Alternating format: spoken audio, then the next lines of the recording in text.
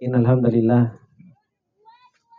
nahmaduhu wa nasta'inuhu wa nastaghfiruh wa na'udzu billahi min shururi anfusina wa min sayyiati a'malina. May yahdihillahu fala mudilla lahu wa may yudlil fala hadiyalah. Asyhadu an la ilaha illallah wahdahu la syarikalah wa asyhadu anna Muhammadan abduhu wa rasuluh. Salawatullahi wa salamuhu alaihi wa ala alihi wa sahbihi wa man tabi'ahum bi ihsanin ila yaumiddin. Ya ayyuhalladzina amanu taqullaha haqqa tuqatih wa la tamutunna illa wa antum muslimun. Ya ayyuhalladzina amanu taqullaha wa qulu qawlan sadida yuslih lakum a'malakum wa yaghfir lakum dhunubakum. Wa may yuti'illaha wa rasulahu faqad faza fawzan 'azima. Amma ba'du fa inna asdaqal hadithi kitabullah wa khairal hadi hadi Muhammadin sallallahu alaihi wasallam wa syarrul umuri muhdatsatuha fa inna kulla muhdatsatin bid'ah wa kulla bid'atin dhalalah wa kulla dhalalatin finnar. Allahumma la ilma lana illa ma 'allamtana innaka antal alimul hakim. Allahumma rzuqna ilman nafi'an wa rizqan thayyiban wa amalan mutaqabbala. Allahumma 'allimna ma yanfa'una wa zidna ilma. Rabbi shrah li sadri wa yassir li amri wahlul 'uqdatam min lisani yafqahu qawli. Rabbi zidna ilma warzuqna fahma. Teman-teman ikhwati fillah rahimani wa rahimakumullah jami'an. Alhamdulillah, kita bersyukur kepada Allah Subhanahu wa taala atas segala pertolongan yang Allah Subhanahu wa taala berikan kepada kita semua,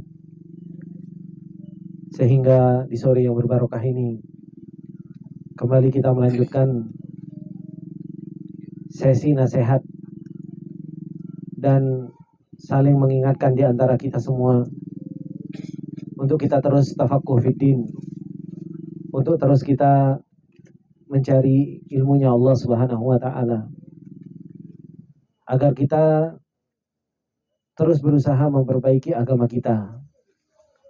Sebagaimana yang telah tadi pagi kita ingatkan, bahwasanya agama kita itu adalah merupakan ilmu kita. Seberapa besar ilmu yang kita miliki, ilmu yang kita amalkan, seberapa besar pula agama yang kita amalkan. Karena pada hakikatnya, sebagaimana yang disebutkan, inna hadzal ilma dinun, sesungguhnya ilmu ini adalah merupakan din, adalah sebuah agama yang kita laksanakan. Maka ikhwani fillah rahimani wa rahimakumullah jami'an, sepatutnya bagi kita semua untuk kita semangat untuk senantiasa kita terus meminta pertolongan kepada Allah Subhanahu wa taala, agar kita bisa terus istiqamah di dalam menuntut ilmu, agar terus kita bisa berusaha dan tak ada henti-hentinya sampai kita bertemu dengan Allah Subhanahu wa taala. Meninggal dalam keadaan thalabul ilmi, bertemu dengan Allah Subhanahu wa taala dalam keadaan menuntut ilmunya Allah Subhanahu wa taala, dan terus dalam keadaan memperbaiki agama kita. Kemudian ikhwani fillah rahimani wa rahimakumullah jami'an, tadi kita telah membahas apa yang telah disampaikan oleh beliau Ibnu Rajab Al-Hambali, bagaimana seseorang itu bersikap terhadap ilmu, yang dimana ilmu tersebut adalah merupakan ilmu yang ada manfaatnya. Akan tetapi, kalau seseorang berlebihan, bahkan melampaui batas dari ilmu tersebut, terkadang ilmu tersebut justru malah memudaratkan.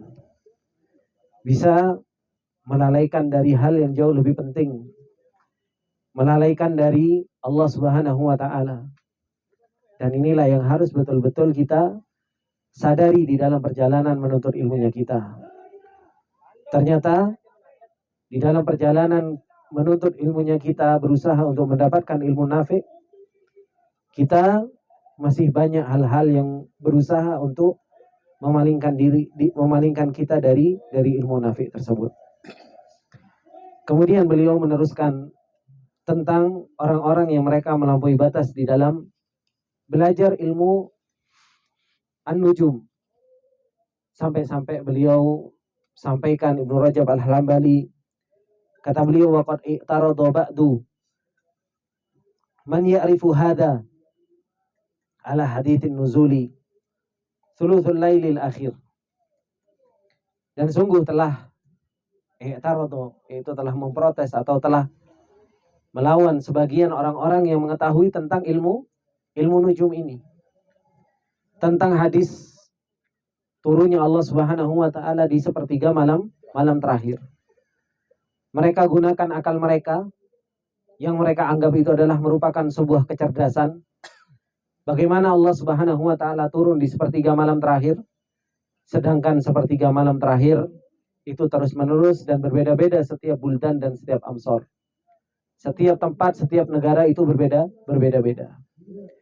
Padahal mereka menggunakan akal mereka, yang dimana akal seseorang itu terbatas. Akal seseorang itu terbatas dengan apa yang dia lihat. Kemudian dia akan berbicara tentang Allah Subhanahu wa taala yang Allah Subhanahu wa taala tidak pernah mereka lihat. Dan itu bisa kita buktikan di dalam kehidupan kita sehari-hari. Bagaimana terkadang akal kita berbeda dengan akalnya orang lain. Dan itu kembali kepada pengalaman, kembali terhadap apa yang dia lihat. Tentu anak kecil akalnya berbeda nggak Pak dengan orang tua? Sangat berbeda. Kenapa? Orang tua jauh lebih banyak melihat. Orang tua lebih banyak pengalamannya dibandingkan dengan anak kecil. Orang tua akan lebih bisa berbicara dengan suatu hal dibandingkan dengan anak kecil. Kenapa? Karena akal seseorang itu terbatas dengan apa yang mereka lihat. Kemudian mereka dengan ilmu hisab mereka, dengan ilmu nujum mereka, kemudian mereka mau berbicara tentang Allah Subhanahu wa taala melalui dengan akal-akal mereka. Maka ini adalah merupakan sebuah kesalahan besar. Sebuah kesalahan yang sangat fatal ketika berbicara tentang Allah Subhanahu wa taala tapi tidak melalui kabar yang Allah Subhanahu wa taala kabarkan kepada kita.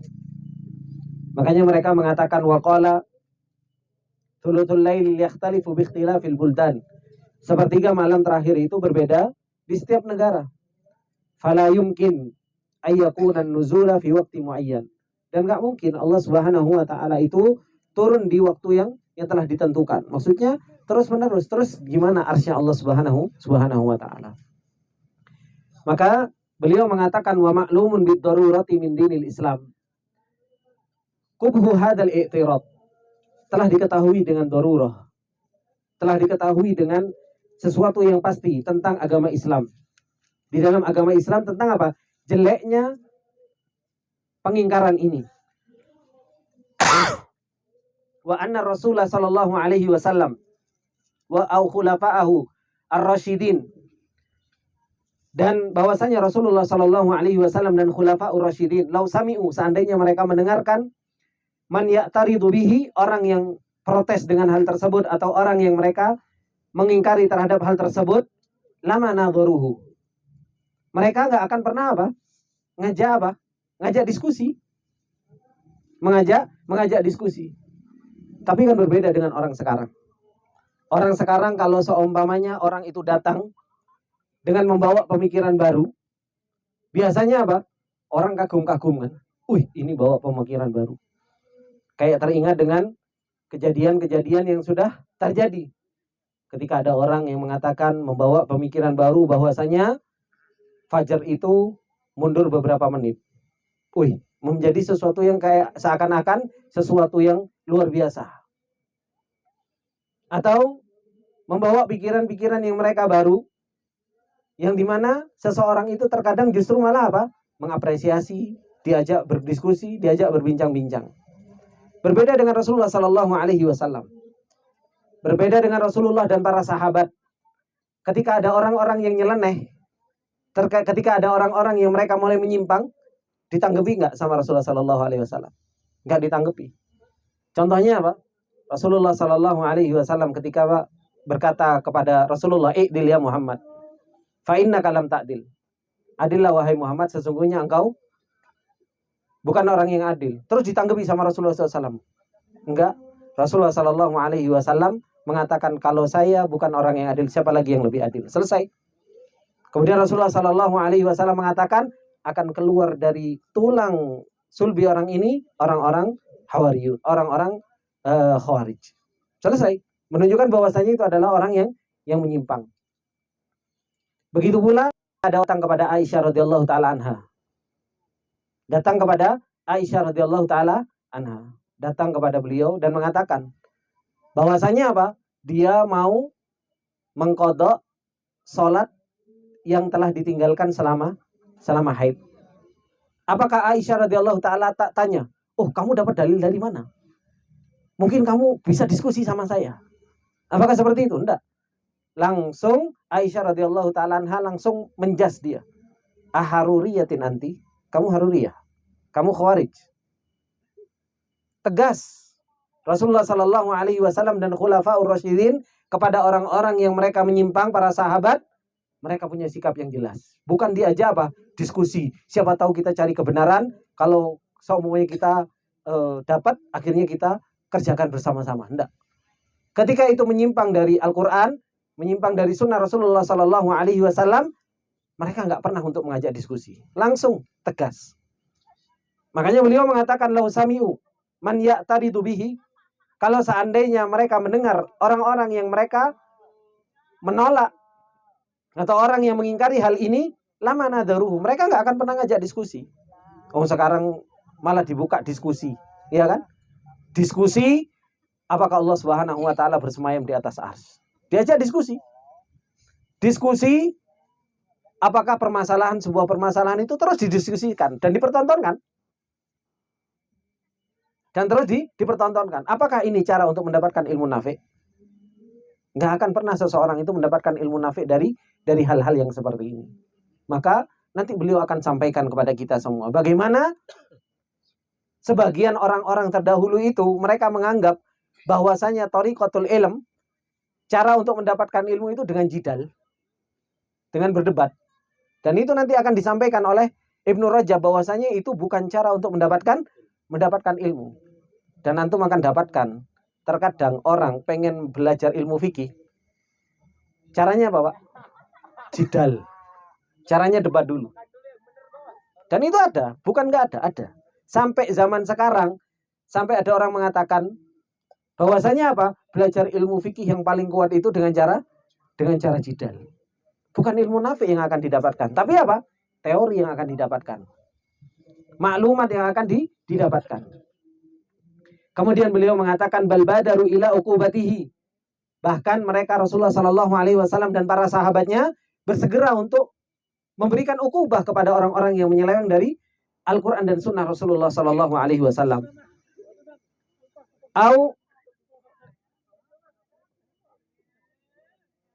Aulahaqihi bizamratil munafiqin al-mukadzibin, atau dia dijuluki dengan orang-orang atau dikumpulkan dengan apa? Orang-orang yang munafik dan orang-orang yang mendustakan Allah Subhanahu wa taala dan Rasulnya. Maka inilah yang terjadi di zaman para salafus saleh, bagaimana mereka menjaga ilmu yang bermanfaat tadi. Supaya apa? Supaya ilmu yang bermanfaat itu terjaga. Supaya seseorang itu tidak samar-samar dengan yang namanya ilmu yang bermanfaat. Ini ilmu bermanfaat diajarkan. Ilmu yang bermanfaat diambil. Ilmu yang nggak bermanfaat di zamannya Rasulullah Shallallahu Alaihi Wasallam dan para sahabat bagaimana? Langsung dipotong. Selesai. Tidak ada berbicara tentang hal-hal yang itu adalah merupakan sesuatu ilmu yang tidak bermanfaat di zaman Rasulullah dan para sahabatnya, langsung dipotong. Begitu jelasnya. Makanya Rasulullah Shallallahu Alaihi Wasallam mengatakan, taraktukum bayda lailuha kanahariha. Saya itu meninggalkan kalian itu dalam keadaan terang benderang. Sampai malamnya itu seperti apa? Siangnya, Pak. Hak, batil. Ilmu nafi, ilmu la yanfa. Betul-betul jelas. Dan gak ada yang samar-samar. Maka sesuatu yang berat betul di zaman kita sekarang. Bagaimana di zaman kita itu begitu tercampur aduknya antara ilmu nafi dan ilmu la yanfa. Antara orang yang gak bisa membedakan sebatas mana ilmu itu akan kita kejar dan kita berhenti, dan sebatas mana ilmu yang betul-betul harus kita kejar sampai selesai, itu semua pada rancu. Nggak ada sesuatu yang bisa membimbing kita sampai kita bertemu dengan ilmu yang nafi tersebut. Itu di zaman kita sekarang. Oleh karena itu kalau kita nggak kembali terhadap ilmunya para salafus soleh, kita nggak ngulang-ngulang apa yang diajarkan oleh para salafus soleh tentang hakikat ilmu nafi, terus-menerus kita akan kecemplung, dan terus-menerus kita akan tertipu, dan terus-menerus kita akan mendapatkan kesamaran-kesamaran hal tersebut. Kata beliau, wa kadzalika at-tawassu'u fi ilmin ansab. Begitu pula apa? Tawassu'. Berdalam-dalam atau melebarkan belajar tentang ilmu nasab. Huwa mimma la yuhtaju ilaihi. Yang dimana itu tidak begitu dibutuhkan. Wa qad sabaqa an Umar wa ghairuhu an nahya anhu. Dan tunggu telah lalu dari Umar bin Khattab dan yang selainnya larangan dari hal tersebut. Ma'anna ta'ifata minas sahabati wat tabi'ina kanu ya'rifunahu wa ya'tanuna bihi. Meskipun apa? Para sahabat itu ada yang tahu. Para sahabat itu ada yang punya ilmu itu. Dan para sahabat ada yang punya perhatian terhadap hal tersebut. Tapi apa? Diajarkan nggak? Mereka punya perhatian lebih nggak terhadap hal tersebut? Enggak. Yang diajarkan justru malah apa? Akidah. Yang diajarkan justru malah ilmu-ilmu yang mereka butuhkan. Karena mereka itu tahu mana ilmu yang yanfa, mana ilmu la yanfa. Mana batasan ilmu yang mereka harus pelajari, mana batasan ilmu yang mereka harus betul-betul dalami. Mereka betul-betul tahu atas hal tersebut.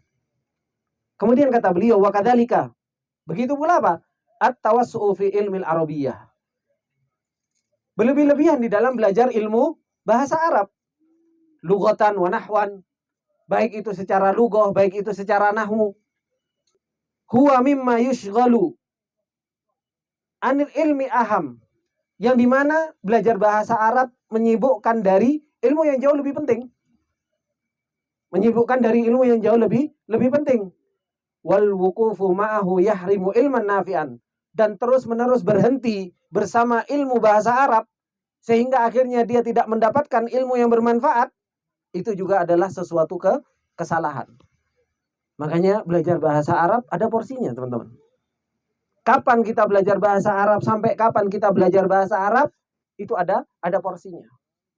Porsinya sampai kapan? Sampai kita bisa memahami apa yang Allah Subhanahu wa taala turunkan kepada kita. Kita paham apa yang Allah Subhanahu wa taala turunkan kepada kita, kita bisa memahaminya. Ketika Allah Subhanahu wa taala mengatakan di dalam Al-Qur'an bahwasanya Allah menurunkan Al-Qur'an ruhan, Allah Subhanahu wa taala jadikan Al-Qur'an hudan, Allah Subhanahu wa taala jadikan Al-Qur'an nur, kita betul-betul bisa mengambil itu semua di dalam bahasa Arab. Enggak berlebih-lebihan. Tidak sampai menyibukkan belajar bahasa Arab. Sampai bertahun-tahun, 10 tahun, 15 tahun, 20 tahun belajar bahasa Arab, tapi enggak belajar yang lainnya. Ini ada orang yang seperti ini. Sehingga mereka subhanallah kalau belum ngomong bahasa Arab, di i'rabnya sampai hurufnya di i'rab. Ya kan?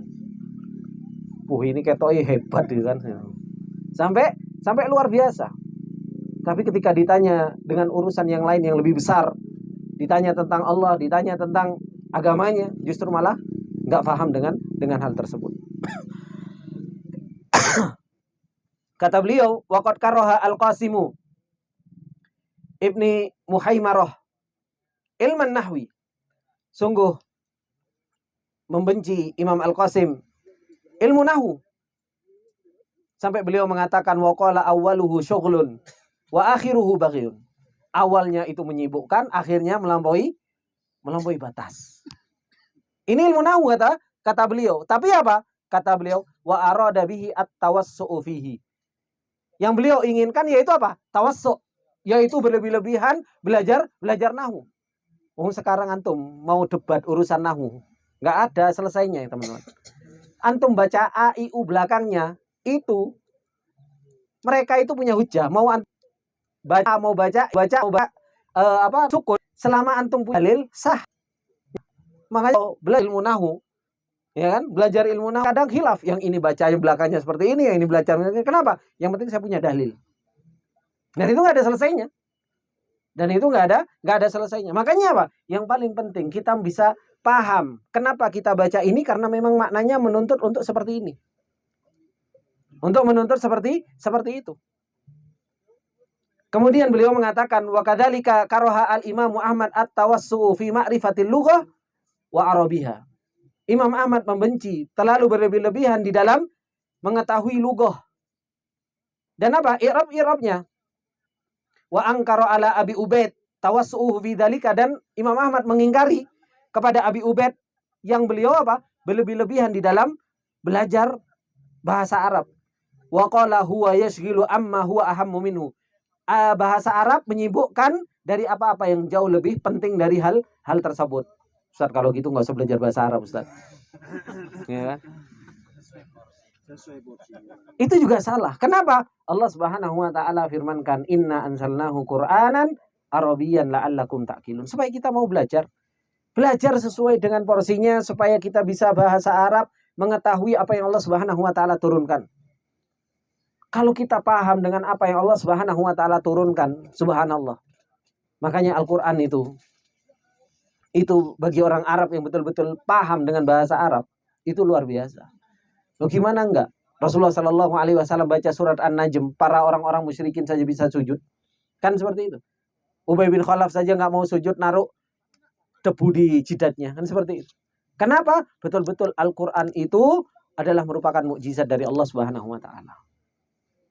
Dan jangan dikira orang yang bisa ngomong bahasa Arab itu paham Al-Quran. Nah iya, saya itu punya banyak teman di Jamiah Islamiyah. Orang Arab, ngomong Arab. Yang mulai kecil ngomongnya Arab. Ya kan? Tapi ketika ditanya makna, nggak paham, nggak mudeng, Pak. Nggak paham dengan apa yang Allah Subhanahu wa taala turunkan. Kenapa? Oh, gimana mau paham? Nahwu sorofi juga nggak paham. Yang mereka ngomong karena memang dari kecil mereka yang ngomong Arab gitu kan. Maka inilah ikhwani fillah rahimani wa rahimakumullahu jami'an. Walihada yuqal, oleh karena itu dikatakan al-arabiyyatu fil kalami kal milhi fit ta'am. Bahasa Arab itu di dalam sebuah ucapan itu seperti halnya garam di dalam makanan. Harus pas porsinya. Harus pas porsinya. Yakni annahu yu'khadhu minha ma yuslihul kalam. Diambil dari bahasa Arab itu yang membenarkan perkataan, yang kita bisa paham Al-Quran. Wa mazada ala dzalika fa huwa yufsid. Kalau sudah berlebih-lebihan, maka justru akan merusak. Antum tahu, Pak? Para ulama yang mereka kuat di dalam bahasa Arab rata-rata ahlu ta'wil. Ya kan? Rata-rata orang yang kuat di dalam bahasa Arab mereka terjatuh di ta'wil. Ya kan? Karena apa? Bahasa Arab akhirnya dia kena ilmu kalam dan lain sebagainya, akhirnya jatuh. Coba antum lihat orang-orang yang mereka punya iktina, punya perhatian yang besar terhadap bahasa Arab. Mereka biasanya kalau mereka selamat alhamdulillah, kalau enggak mereka jatuh kepada ahlu ta'wil. Akhirnya istiwa jadi istaula. Ya kan? Yad akhirnya jadi kekuasaan. Antum lihat orang-orang yang mereka kuat di dalam bahasa, baik di zaman dulu maupun di zaman sekarang. Anak nggak mau nyebut yang di zaman sekarang, gitu kan? Antum lihat, antum perhatikan orang yang mereka kuat di dalam bahasa, terjatuh di dalam permasalahan bahasa, akhirnya apa? Terus terjatuh di dalam hal-hal yang menyimpang. Maka inilah yang terjadi. Orang yang berlebih-lebihan di dalam bahasa biasanya jatuh dalam takwil, biasanya jatuh. Kenapa? Karena bahasa itu selalu luas, terlalu luas. Ketika ngomong definisi bahasa, hingga akhirnya kemarin terjadi khilaf pun terjadi di bahasa, ya kan? Sempat rame. Ya. Antum semua insya Allah sudah paham dengan sesuatu yang ramai tersebut. Itu di kemana? Kembali terhadap permasalahan lughah. Kenapa? Tawassuk di dalam lughah. Maka inilah ikhwani fillah rahimani wa rahimakumullah jami'an. Kata beliau juga, wa kadzalika ilmul hisab, begitu pula ilmu hisab. Apa ilmu hisab? Matematika. Matematika, ngitung dan lain sebagainya. Yahtaju minhu. Itu dibutuhkan. Matematika itu betul-betul dibutuhkan. Ma ya'rifu bihi hisab ma yanfa min qismil faraid. Itu dibutuhkan, tapi seperlunya saja, Pak. bisa ngitung faraid, wal wasaya, wasiat, ya kan? Wal umurul lati tuqassamu bainal mustahiqina laha. Perkara-perkara yang memang harus dibagi zakat 2,5%-nya berapa, ya kan?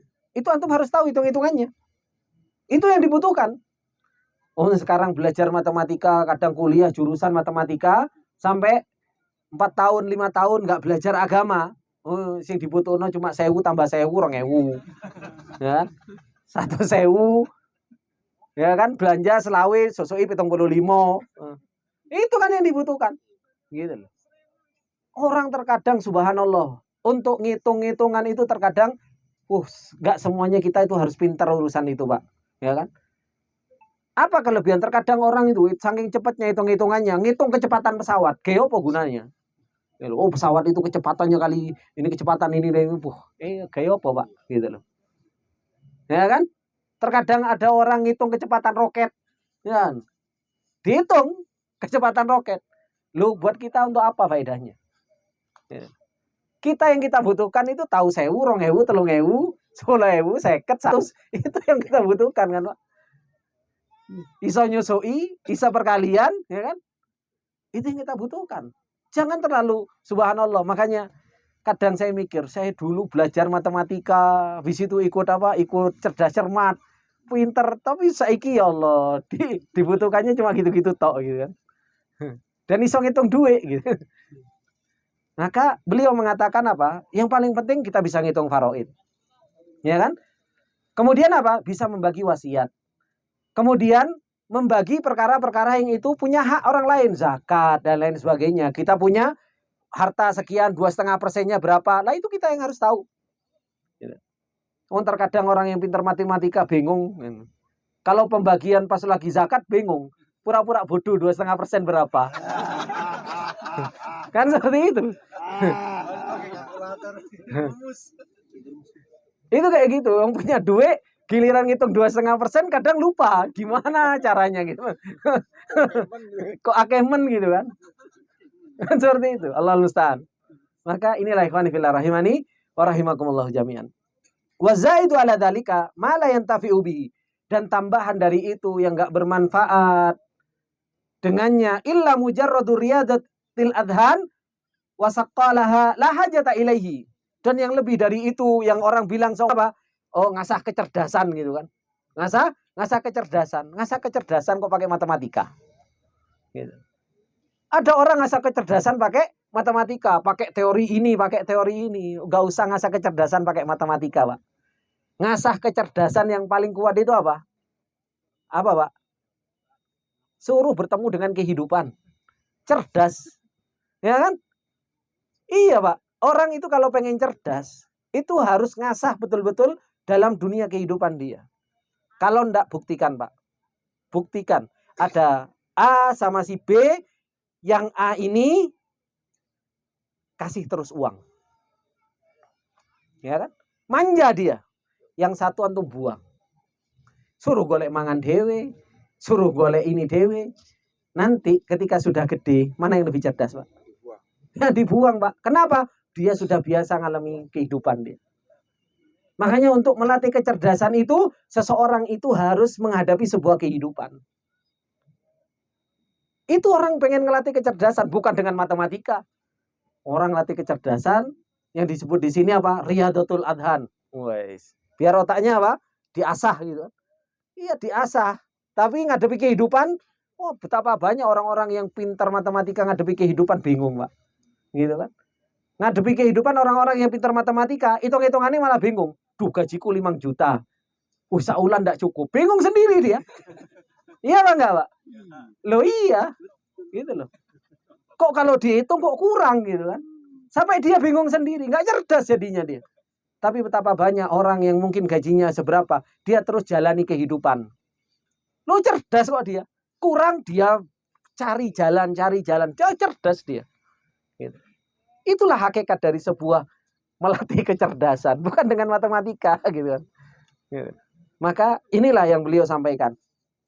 Makanya beliau mengatakan la hajata ilaihi, enggak butuh dengan sesuatu yang lebih dari ilmu hisab ini. Wa yusgilu amma huwa ahammu minhu, dan menyibukkan dari apa-apa yang jauh lebih penting dari dari hal tersebut.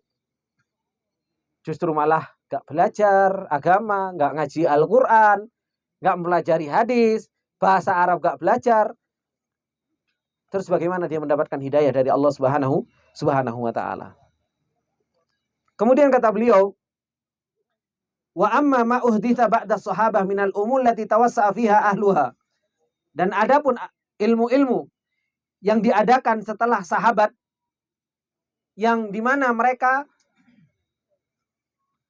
meluaskan, orang-orang yang punya ini meluaskan dari ilmu tersebut. Wasammuha uluman, dan mereka kasih itu adalah sebuah nama. Wa dhannu amman lam yakun aliman biha fahuwa jahilun aw dhallun, dan orang mengira orang yang enggak punya ilmu ini maka disebut sebagai seorang jahil. Dan ini Pak, banyak di zaman kita sekarang. Yang itu adalah merupakan bukan sebuah ilmu di zaman sahabat. Mereka tawasuk, kemudian mereka kasih itu sebuah nama. Kalau nggak tahu ini, maka apa? Maka dikatakan orang bodoh. Contohnya apa Pak? Ilmu, bukan ilmu tapi dikasih nama ilmu Pak. Hah? Filsafat Islam. Ya. Falsafah Islam. Oh, sekarang sudah ada jurusannya kok. Dan diakui sebuah ilmu. Dan itu diadakan setelah sahabat. Dan orang yang nggak punya falsafah Islam disebut orang jahil. Oh, ente nggak tahu ilmu falsafat Islam. Orang berbicara tentang Al-Quran dan Sunnah, kemudian dia jalan lurus di Al-Quran dan Sunnah, paling apa dikatakan? Oh, ente saklek sih nggak tahu falsafahnya gimana. Nah, jumud kan dikatakan seperti itu. Maka orang-orang yang pada hakikatnya ini bukan ilmu, kemudian diada-adakan menjadi sebuah ilmu, kemudian dikatakan orang yang nggak tahu sebagai orang yang jahil dengan hal tersebut, maka beliau mengatakan fakulluha bid'atun. Semuanya adalah perkara-perkara yang bid'ah. Semuanya adalah perkara-perkara yang bid'ah, yang nggak ada manfaatnya. Mau kenal sama Allah kok pakai falsafah. Gitu. Mau kenal dengan agama kok pakai falsafah, muter-muter gak karu-karuan. Wahiyya min muhdatsatil umur al-manhiyu anha. Itu adalah merupakan termasuk di antara sesuatu yang diada-adakan, yang dilarang dari hal tersebut. Inilah ikhwani fillah rahimani wa rahimakumullah jami'an. Ternyata dalam kehidupan kita banyak enggak Pak ilmu yang enggak bermanfaat aslinya? Banyak banget Pak. Dan kita banyak disibukkan dengan hal-hal tersebut Pak. Banyak disibukkan habis umur kita dengan ilmu-ilmu yang tidak bermanfaat, sedangkan ilmu yang bermanfaat banyak kita tinggalkan Pak. Bahkan kalau terkadang kita mengambil ilmu yang pada zatnya ada dibolehkan atau ada manfaatnya, terkadang kita pun berlebih-lebihan di dalam hal tersebut. Sehingga akhirnya menyibukkan kita dari sesuatu yang paling penting dari hal tersebut. Kemudian kata beliau, famin dalika, termasuk di antara yang diada-adakan setelah para sahabat dari ilmu, ma'ahdatsathu al-Mu'tazilah. Apa yang diadakan oleh orang-orang Mu'tazilah. Fil kalami fil qadar. Bagaimana mereka berbicara tentang masalah apa? Qadar, qada dan qadarnya Allah Subhanahu wa ta'ala. Wa dzarbil amtsali lillah, dan mereka apa? Mencontohkan itu bagi Allah Subhanahu wa ta'ala. Ini termasuk di antara ilmu yang tidak bermanfaat, yang akhirnya jadi sebuah pembicaraan. Orang-orang Mu'tazilah Pak. Orang-orang Mu'tazilah ini, mereka itu selalu menggunakan akalnya. Makanya terkadang seseorang itu kalau dia nggak kuat di dalam mengenal Al-Quran dan Sunnah, nggak sadar dia itu menjadi orang Mu'tazilah Pak. Nggak sadar kalau dirinya adalah orang Mu'tazilah.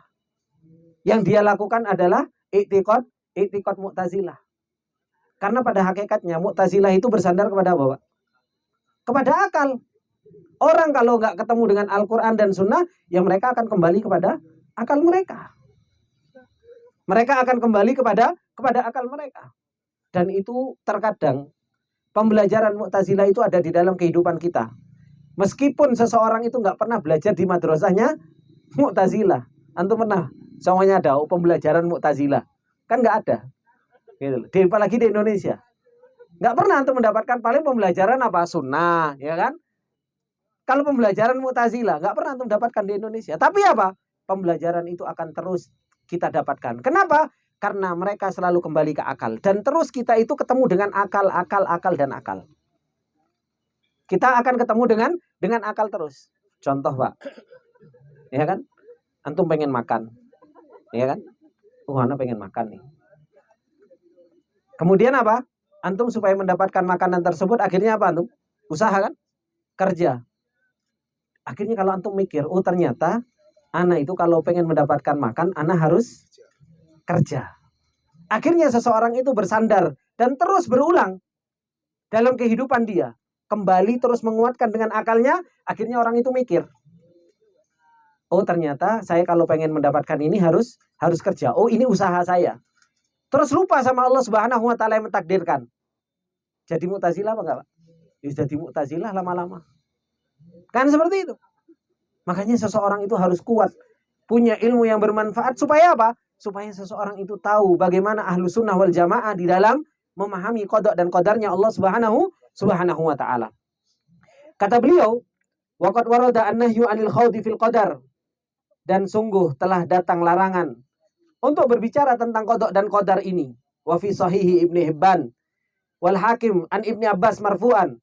Kata beliau, la yazalu amri hadhil ummah muwafiyan au muqariban ma lam yatakallamu fil wuldani wal qadar. Terus umat ini akan diserahkan oleh Subhanahu wa taala, atau dia akan dekat dengan Allah Subhanahu wa taala selama dia tidak berbicara tentang urusan apa? Urusan qadar. Masalahnya apa, Pak? Masalah qada dan qadar itu, Pak, lebih banyak dibicarakan qada dan qadar itu, Pak, lebih banyak dibicarakan objeknya atau yang berbuat, Pak? Objeknya kan?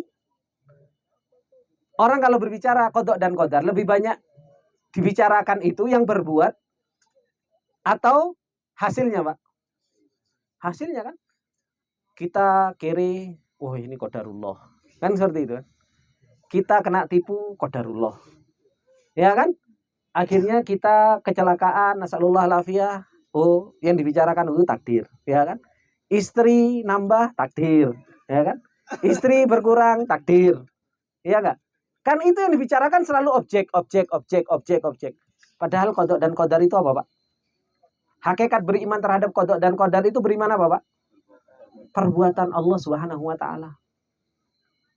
Hakikat kita beriman terhadap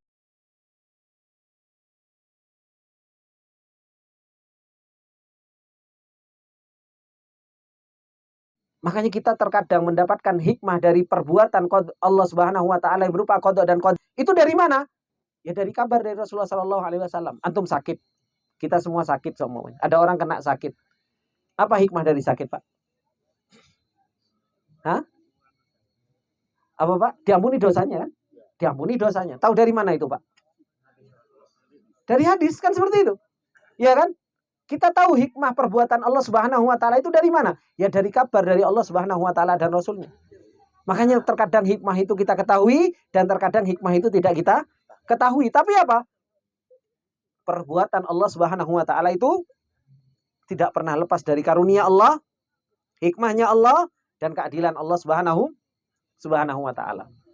Makanya jangan terlalu berlebih-lebihan dan bertanya, kenapa ya Allah kok mentakdirkan saya kiri? Kenapa ya Allah kok mentakdirkan saya istrinya satu? Kok si fulan itu dua? Terkadang kita tanya sesuatu, ya udah jalani. Allah mudahkan kita untuk kita beribadah punya istri dua, alhamdulillah. Allah takdirkan kita istri satu, beribadah dengan istri satu, alhamdulillah. Kita jalankan apa yang Allah Subhanahu wa taala takdirkan kepada kita, yang dimudahkan sama Allah, ya kita jalani. Dimudahkan sama Allah Subhanahu wa taala untuk menjadi orang kaya, ya jalani menjadi orang kaya yang bersyukur. Ditakdirkan sama Allah Subhanahu wa taala menjadi orang yang biasa-biasa saja, jalani dengan hal tersebut. Tidak perlu ditanya kenapa Allah berbuat gini, kenapa Allah berbuat gini.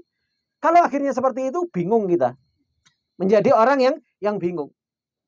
Kemudian beliau mengatakan, wa kharraja al-Baihaqi min hadits Ibnu Mas'ud marfu'an. Dikeluarkan oleh Imam Baihaqi dari hadis Ibnu Mas'ud yang telah sampai kepada Rasulullah sallallahu alaihi wasallam, idza dira abi famsiku, kalau disebutkan sahabatku maka apa? Diam, jangan ikut-ikut. Jangan pernah mencela meskipun itu salah satu sahabat. Kalau ada sesuatu yang disebutkan tentang sahabat, diem. Gak usah kita ngomong, oh sahabat ini dulu berbuat salah ketika di peperangan Uhud gini. Gak usah, dasar diem. Salahnya mereka aja itu mendapatkan pahala di sisi Allah Subhanahu wa Ta'ala. Akhirnya Rasulullah Sallallahu Alaihi Wasallam mengatakan, la tatribu kitab Allah ba'daha bi ba'din fa innahu ma dhalla qaumun qad illa utul jidal. Kata Rasulullah Sallallahu Alaihi Wasallam, jangan kalian benturkan ayat satu dengan ayat yang lain. Karena sesungguhnya orang-orang yang tersesat itu karena apa? Banyak jidal, Pak. Banyak debat. Oh kita subhanallah, ilmu itu sekarang cuma debat aja. Makanya anak subhanallah, teman-teman yang belajar akidah wasitiyah. Gitu kan? Ketika kita belajar akidah wasitiyah, selama ini siapa aja Pak yang sudah pernah belajar akidah wasitiyah, Pak? Pak Rudi pernah belajar akidah wasitiyah? Hah? Pernah. Siapa lagi? Mas Yusuf pernah? Belum pernah? Mas sudah pernah? Pernah dengar? Di kajian ya?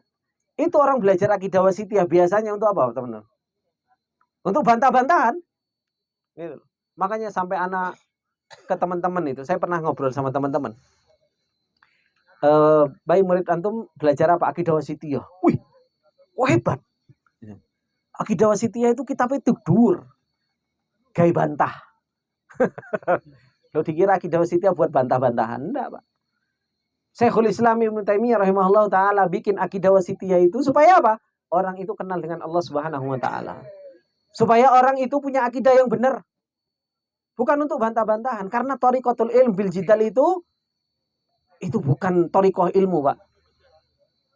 Cara untuk mendapatkan ilmu dengan jidal itu bukan jalan ilmu. Ngapain terus kita jidal terus? Kita itu belajar akidah, belajar asma wa sifat itu untuk apa? Supaya kita punya apa? Supaya kita punya ilmu, punya pengenalan dengan Allah Subhanahu wa ta'ala. Makanya apa? Rasulullah Sallallahu Alaihi Wasallam mengatakan apa? Ma dhalla qaumun qad illa utul jidal. Tidaklah sesat seseorang itu kecuali apa? Kecuali mereka itu dikasih kemampuan untuk jidal. Oh sekarang subhanallah terkadang jidal apa? Justru malah apa? Justru malah di konten. Ya, di konten, dimasukkan ke YouTube, jidal dan lain sebagainya. Buat apa? Kan seperti itu. Kemudian kata beliau, wa hadza min jumlatil ikhtilafil Qur'an. Ini termasuk di antara perbedaan yang ada di dalam Al-Qur'an. Wal mira'u fihi wa qad nuhiya an dzalik, dan telah dilarang perjidalan perdebatan di dalam hal tersebut. Ini yang pertama. Kalau orang berbicara tentang masalah qada dan qadar, akhirnya apa? Muncul debat. Akhirnya muncul perdebatan.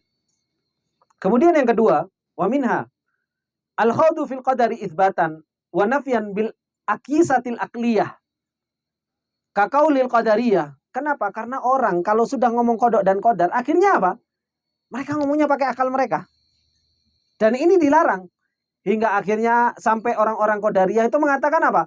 Lau qaddaro wa qada thumma adzaba kana dzaliman. Akhirnya sampai orang Qadariyah itu ngomong, ya kan?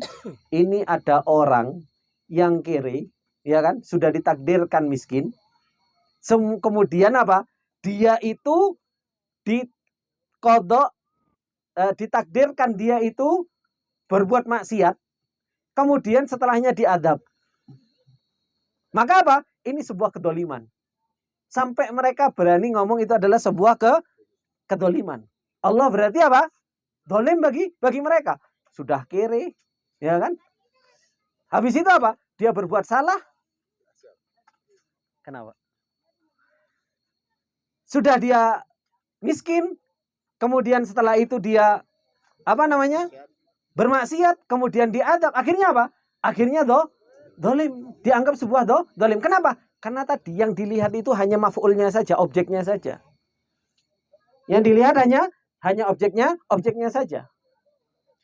Wa qaulu man khalafahum, dan perkataan orang yang menyelisih mereka, innallaha jabarul ibad ala af'alihim. Allah Subhanahu wa taala memaksa hamba-hamba terhadap perbuatan mereka, wa nahwi dzalika, dan selain dari itu. Maka akhirnya yang dibicarakan qada dan qadar, yang dibicarakan apa? Yang dibicarakan akal mereka. Yang dibicarakan melalui akal mereka. Wa minha al-khawdu fi sirril qadar. Wa qad warada an-nahya an Ali wa ghairihi minas salafi fa innal ibad la yattali'una ala haqiqati dzalika. Begitu pula apa? Orang yang dia berbicara di dalam apa? Rahasia qada dan qadar. Dan sungguh telah datang larangan dari Ali bin Abi Thalib radhiyallahu taala anhu dan selainnya dari para salafus saleh, karena sesungguhnya hamba itu enggak mengetahui la yattali terhadap hakikat dari segala sesuatu tersebut. Maka enggak usah kita berbicara terhadap qada dan qadar itu sampai dalam. Bahkan Pak, orang yang mikirkan qada dan qadar itu kadang bisa gendeng Pak. Ya kan? Kok iso ya Allah gini. Dan subhanallah terkadang setan itu senang kita itu dibuat mikir qada dan qadar hingga akhirnya apa? Hingga akhirnya seseorang itu malah dia sibuk dengan hal tersebut dan akhirnya seseorang itu apa? Seseorang enggak beribadah kepada Allah Subhanahu wa taala. Kemudian ikhwani fillah rahimani wa rahimakumullah jami'an. Wa min dzalika termasuk dari hal itu yaitu apa? Termasuk diantara apa yang dibicarakan oleh Qadariyah, termasuk diantara muhdatsatil umur, yang itu adalah merupakan ilmu yang tidak bermanfaat. A'ni muhdatsatil umur ma ahdatsa al-mu'tazilatu wa man hadha hududah wa man hadha hadwahum minal kalam fi dzatillah, yaitu orang-orang yang mereka berbicara tentang zatnya Allah Subhanahu wa taala. Wa sifatihi bi adillatil uqul, dan mereka berbicara tentang sifatnya Allah dengan akal-akal mereka. Dan subhanallah terkadang orang itu, dan ini masuk terkadang di dalam ilmu filsafat, berbicara tentang Allah, berbicara tentang qada dan qadar, berbicara tentang sifat Allah, itu akhirnya jadi sebuah perbincangan di filsafat mereka. Bi adillatil uqul, yang mereka menggunakan dalil-dalil dengan akal-akal mereka. Wa hadza asyaddu khataran minal kalam fil qadar, dan ini jauh lebih bahaya daripada berbicara tentang qadar. Li'annal kalama fil qadar kalamun fi af'alihi. Ini kata beliau. Karena berbicara tentang qada dan qadar itu berbicara tentang perbuatan Allah. Tapi sedangkan mereka wa hadza kalamun fi dzatihi wa sifatihi. Mereka justru malah melampaui itu. Mereka berbicara tentang Allah, berbicara tentang sifatnya, berbicara tentang zatnya Allah Subhanahu wa taala. Dan ini mereka anggap ini adalah merupakan sebuah ilmu ketika mereka membicarakan tentang Allah, membicarakan tentang sifat Allah dari akal-akal mereka. Kata beliau, wangqasama haula'i ila qismain, dan mereka itu terbagi menjadi dua. Ahaduhuma, yang pertama, man nafa katsiran mimma warada bihil kitab wa sunnah. Sebagian mereka adalah orang-orang yang mereka menafikan apa? Apa yang datang dari Al-Qur'an dan sunnah, dinafikan sama mereka, ditolak. Listizamihi indahu asyabi bil makhlukin. Karena apa? Bagi mereka kalau Allah seperti ini, Allah itu sama dengan makhluknya. Kaqaulil Mu'tazilah, lau ru'ya lakana jisman. Kalau Allah itu dilihat, berarti Allah itu punya jisim, punya jasad. Kan seperti itu. Li'annahu la yura illa fi jihah. Karena enggak dilihat kecuali dia punya arah. Ini kan pakai otaknya mereka, Pak. Iya apa enggak, Pak? Orang-orang Mu'tazilah itu selalu mereka itu mendewakan otak mereka. Dan terus mereka itu apa? Berusaha berbicara tentang Allah Subhanahu wa taala dengan akal-akal mereka. Sehingga akhirnya mereka berusaha untuk apa? Untuk berbicara tentang Allah. Allah Subhanahu wa taala punya jisim, Allah Subhanahu wa taala dengan akal mereka. Makanya kemarin sempat di mana kita bahas? Hah? Mujassimah. Itu di pembahasan apa kemarin? Di Aqidah Wasithiyah ada ya? Di Aqidah Wasithiyah ya kemarin kita bahas ya. Iya. Sampai orang-orang itu menuduh Ahlussunnah wal Jamaah itu mujassimah. Makanya kita Ahlussunnah wal Jamaah itu selalu tafsil di dalam hal tersebut. Gitu. Apa yang kita maksud dengan jisim tersebut? Kalau mereka orang-orang Mu'tazilah, karena Allah Subhanahu wa taala dilihat, dan Allah Subhanahu wa taala kalau dilihat itu berarti punya arah, berarti Allah Subhanahu wa taala dia apa? Punya jasad. Itu yang dikatakan oleh orang-orang Mu'tazilah. Nah, tapi kalau Ahlussunnah wal Jamaah kita tafsil apa yang antum maksud dengan jisim. Kalau yang antum maksud dengan jisim adalah merupakan yang dimaksudkan sama Mu'tazilah, kita katakan enggak.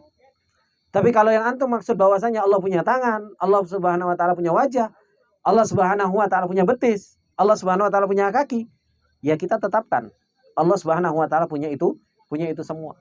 Makanya Ahlussunnah wal Jamaah di dalam berbicara tentang Allah, berbicara tentang zatnya Allah, berbicara tentang sifatnya Allah Subhanahu wa taala, Ahlussunnah wal Jamaah itu tidaklah berbicara kecuali datang apa dari dalil Al-Qur'an dan sunnah.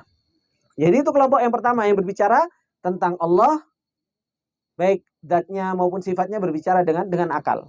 Dan ini mereka anggap mereka adalah orang-orang pintar. Orang-orang Pak, kalau berbicara saya pernah berbicara dengan dosen YIN, berbicara tentang masalah ini. Itu seakan-akan sok paling intelek Pak. Iya Pak, saya pernah beberapa kali diskusi. Kayaknya orangnya sudah paling intelek. Padahal apa? Ya pakai akal. Kalau mereka dibenturkan dengan dalil, bingung mereka. Mereka juga kebingungan. Kemudian wa qaulihim lau kana lahu kalamun yusma lakana jisman. Mereka juga mengatakan seandainya perkataan Allah Subhanahu wa taala itu bisa didengar, berarti apa? Allah punya jism. Wa wafaqahum man nafa'al istiwa fanafauhu. Dan bersepakat dengan mereka orang-orang yang mereka apa? Menolak istiwa, sehingga mereka menafikan lihadihi syubhah. Kenapa? Kalau Allah istiwa berarti Allah punya jism. Akhirnya semua mereka itu dengan akal mereka. Wa hadza tariqul Mu'tazilah wal Jahmiyah. Ini adalah merupakan jalannya Mu'tazilah dan Jahmiyah. Wa qad ittafaqa salafu ala tabdi'ihim wa tadlihim. Para Ahlussunnah wal Jamaah dan salafus saleh telah sepakat bahwasanya mereka ahlul bid'ah dan mereka adalah orang-orang yang sesat. Wa qad salaka sabilahum katsirun fi ba'dil umur mimman intasaba ila sunnati wal hadits minal mutahayyizin. Dan telah berjalan di jalan mereka kebanyakan dari sebagian perkara-perkara yang mereka telah menyandarkan dirinya terhadap sunnah. Terhadap sunnah. Maka ini yang harus betul-betul harus kita sadari. Jangan sampai kita mengaku Ahlussunnah wal Jamaah hingga akhirnya justru malah apa? Justru malah kita terbentur dalam kehidupan kita dan kita mengamalkan apa yang diamalkan oleh orang-orang Mu'tazilah. Kemudian yang kedua, kelompok yang kedua yang berbicara tentang sifat dan zatnya Allah, yang ini adalah merupakan sesuatu yang baru dan dianggap ini adalah merupakan sebuah ilmu, yaitu apa? Man rama itsbata dzalika bi adillatil uqul allati lam yarid biha al-atharu wa radda ala ulaika maqalatahum. Orang-orang yang sebaliknya, tadi yang mereka menafikan sifat Allah, menafikan zatnya Allah Subhanahu wa taala, yaitu orang-orang yang sebaliknya dari itu dengan dalil dari akal-akal mereka. Yang tidak pernah ada athar yang datang membenarkan perkataan mereka. Kama hiya tariqatu Muqatil bin Sulaiman wa man taba'ahu kanuhi ibni Maryam, seperti yaitu jalannya Muqatil bin Sulaiman dan yang mengikutinya yaitu Nuh ibni Abi Maryam. Wa taba'ahum ta'ifatun minal muhadditsina qadiman wa haditsan, dan mengikuti mereka yaitu sebagian muhadditsin, bahkan orang-orang muhadditsin, teman-teman. Qadiman wa haditsan wa huwa aidon maslakal karomiyah, itu adalah merupakan maslak atau perjalanan orang-orang karomiyah. Faminhum man atsbata li itsbati hadhihi sifat al-jism, yang dimana mereka menetapkan sifat jism imma lafdan wa imma makna, baik secara lafaz maupun secara makna. Maka ini yang harus betul-betul kita fahami. Wa minhum man atsbata lillahi ta'ala sifatin lam ya'ti bihal kitab wa sunnah, yang itu tidak pernah datang dari Al-Qur'an dan sunnah. Kal haroka, seperti Allah Subhanahu wa taala bergerak. Ya kan? Allah bergerak enggak, Pak? Hah? Enggak ada datang dari Al-Qur'an dan sunnah. Kalau enggak ada datang dari Al-Qur'an dan sunnah, ya kita enggak bisa menetapkan. Sama tadi seperti halnya jism. Ada lafaz jism di dalam Al-Qur'an atau sunnah? Enggak ada. Makanya ketika ada orang yang bertanya Allah punya jism, maka kita enggak tetapkan dan kita tidak tolak tentang makna jism tersebut. Tapi yang kita tanyakan, Ahlussunnah nanyakan, tafsil apa yang antum maksud dengan jism tersebut. Wa ghairu dzalika mimma hiya indahu lazimu sifati tsabitah. Yang selain dari itu, yang itu adalah merupakan kelaziman dari sifat yang ditetapkan oleh Allah Subhanahu wa taala. Karena gerak ini, Pak, ini kelaziman dari sifat apa, Pak? Allah nuzul, ya kan? Allah turun. Pikiran mereka kalau Allah turun berarti Allah gerak, padahal gerak nggak ditetapkan sama Allah Subhanahu wa taala dalam Al-Qur'an dan Sunnah. Itulah pemikiran orang-orang yang mereka berbicara tentang nama sifat Allah Subhanahu wa taala dengan akal mereka. Maka beliau mengatakan waqad angkar salafu ala muqatil fi raddihi ala jaham bi adillatil akal wa balagu fi ta'ni alaihi wa minhum man istahalla qatlahu minhum Makki ibn Ibrahim Syekhul Bukhari wa ghairuhu.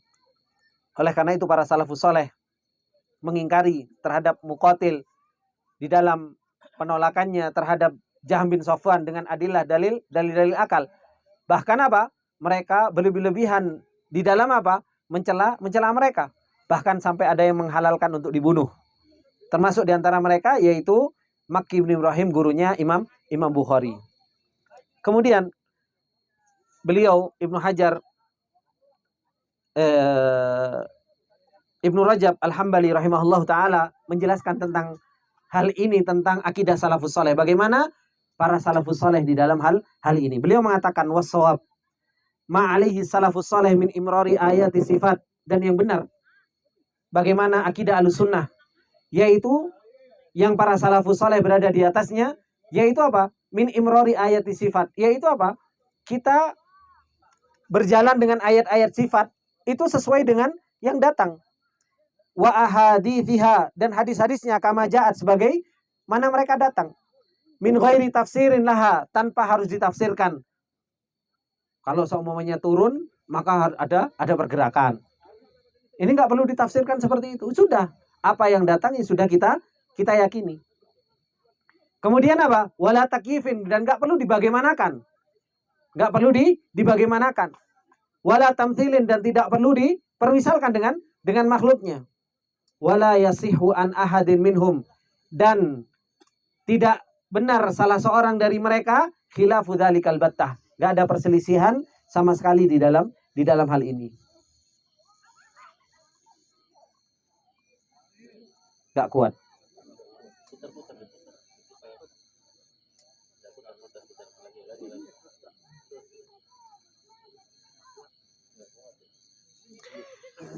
Kemudian kata beliau, khususan al-Imam Ahmad, terkhusus yaitu Imam Ahmad, wala khawdan fi ma'aniha, dan tidak perlu kita berbicara tentang maknanya.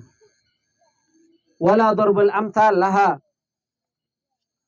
begitu pula tidak perlu memberikan misal terhadap hal tersebut. Wa in kana ba'du man kana qariban min zamani al-Imam Ahmad fihim man fa'ala syai'an min dzalika ittiba'an li tariqati muqatil. Meskipun ada yang melakukan hal tersebut mengikuti apa? Perjalanan muqatil. Fala yubtada bihi fi dzalika, dan pada hakikatnya tidak perlu dicontoh. Innamal iktida'u bi a'immatil Islam. Hanya saja kita harus mencontoh para imam-imam Islam ka Ibnu Mubarak wa Malik wa Tsauri wal Auza'i wal Imam Ahmad wa Ishaq wa Abi Ubaid wa nahwihim. Wa kullu haula'i man la yujadu fi kalamihim syai'. Semua mereka yaitu para salafus saleh, tidak ada di dalam perkataan mereka sesuatu min jinsi kalamil mutakallimin, dari perkataan-perkataan orang-orang ahlu kalam. Fadlan an kalamil falasifah, lebih lagi mereka mengikuti perkataan apa? Orang-orang filosof. Walam yadkhul dzalika fi kalamihi min muslim min qadhin wa jarhin, dan tidak masuk di dalam perkataan mereka dari apa? Dari ucapan, celaan dan lain sebagainya. Waqad qala Abu Zur'ah Ar-Razi, kullu man kana indahu ilmun falyasun ilmahu wa in ihtaja fi nashrihi ila syai'in minal kalam falastum minhu. Kata Imam Abu Zur'ah Ar-Razi, setiap orang-orang yang mereka di sisinya ada ilmu, maka apa? Maka jagalah ilmunya tersebut. Apabila mereka butuh untuk disebarkan kepada sesuatu dari sebuah perkataan, maka apa? Maka mereka bukan bagian dari hal tersebut. Makna dari ini, ikhwani fillah rahimani wa rahimakumullah, dari apa yang disebutkan oleh Ibnu Rajab Al-Hambali rahimahullah ta'ala, beliau ingin menjelaskan kepada kita tentang ilmu yang itu adalah merupakan dianggap sebuah ilmu, yang kalau seandainya seorang itu nggak mengetahuinya dianggap bodoh.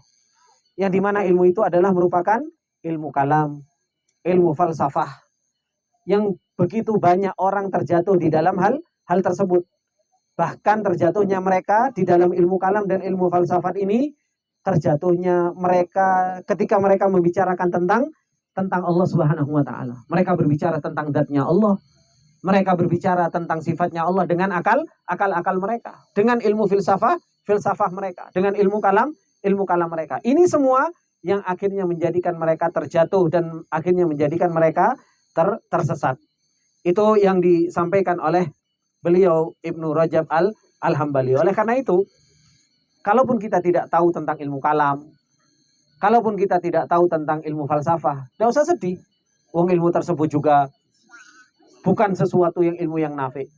Bukan sesuatu ilmu yang nafi. Oleh karena itu, ikhwani fillah rahimani wa rahimakumullah jami'an, apa yang beliau sampaikan kepada kita semakin jelas kepada kita bahwasanya ilmu nafi itu adalah merupakan ilmu yang datangnya dari Allah. Ilmu yang datangnya dari Rasulullah sallallahu alaihi wasallam.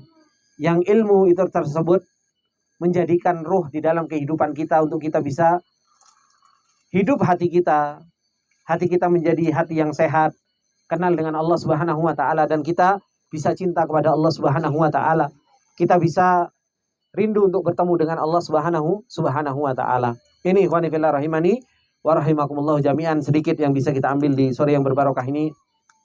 Insyaallah di malam nanti kita akan meneruskan tentang hukmul ara'i al-fiqhiyah, bagaimana pendapat-pendapat ulama fikih yang dimana nanti akan dijelaskan oleh beliau, dimana banyak orang terkadang disibukkan dengan hal tersebut sehingga seseorang itu tidak bisa membedakan ini adalah merupakan pendapat, ini adalah merupakan ilmu. Terkadang orang menganggap bahwasanya pendapat seseorang itu adalah sebuah ilmu, padahal itu adalah sebuah pendapat.